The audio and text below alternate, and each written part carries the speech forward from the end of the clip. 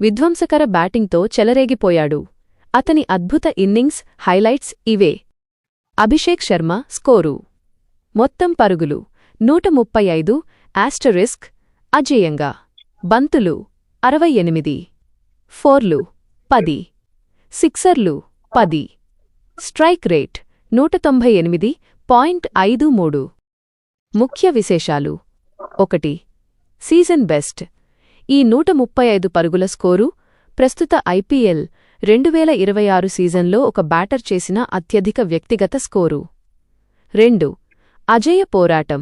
ఆరంభం నుండి చివరి వరకు క్రీజులో ఉండి జట్టు స్కోరును 242 పరుగుల భారీ లక్ష్యానికి చేర్చాడు. 3. సిక్సర్ల వర్షం.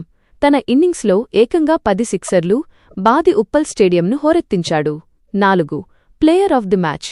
తన అద్భుత సెంచరీకిగాను Abhishek Sharma player of the match అవార్డును అందుకున్నాడు.